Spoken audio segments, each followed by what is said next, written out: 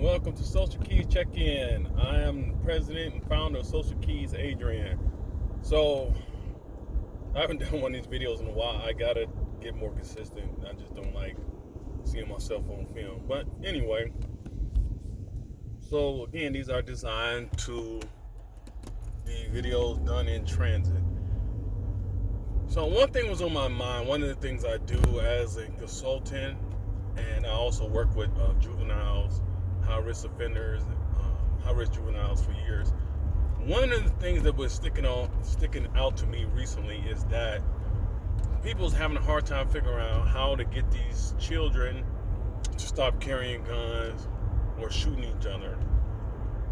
And one of the keys where, for lack of a better term, where I've been successful, again, to the root cause of why they're doing the things they're doing, is that something that Marilyn Manson said in an interview.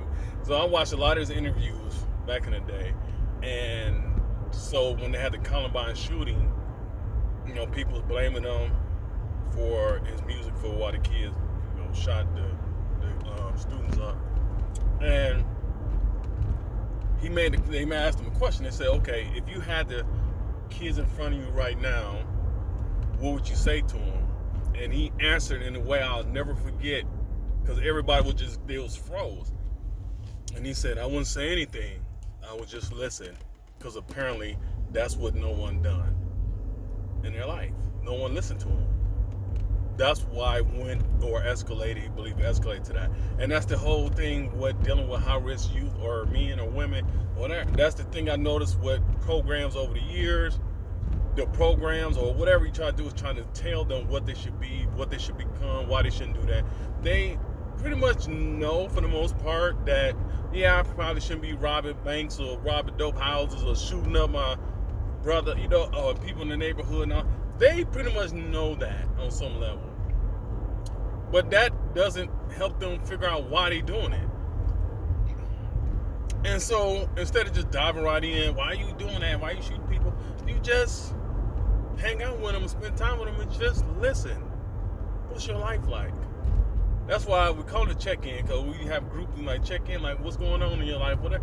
And when they say things, and this is what would throw people off, when they say apparently crazy things, because in normal society, for lack of a better term, some of the stuff they will say sounds stone crazy. Like, I can't believe they live like that or do that or think that way. And so the thing is, you have to just be able to listen. No matter how crazy it sounds, you just listen. And it's okay. Explain more of that. Well, how did you come to that conclusion? Or then those are the questions I want to ask. It's like, unpack that for me some more. Not you shouldn't think that way or you should have a different attitude and belief. Maybe they should, but they don't have it. Or maybe it's like second and third on the list. I don't know. Well, right now they're speaking from the heart where they at. So instead of just trying to tell them what they should be, you just listen and help. And that's why I said, can you unpack that or whatever? I want to find out what's beneath the surface, even more so. But in doing so, a lot of times they find out what's beneath the surface, even more so. Because sometimes they don't even know. Sometimes they don't know. They just surviving or in survival mode, or they don't have nobody. They have no sense of control, so a gun gives them that. Whatever. It just, or no sense of power in their house, and a gun will give them that. Or hang around with these people that the only people that will hang around them to give them attention and some kind of peer group to hang with. All this kind of stuff can come out if you just listen. Listen objectively. Like, listen with curiosity. Listen with, actually being concerned. And with love. Trust me, the correction can come later. It will come later. And they will receive it once they've been heard. And you genuinely care about them. And that's it. That's all I want to put. That's some of the tips to help working. And not just with high-risk people, but just people in general.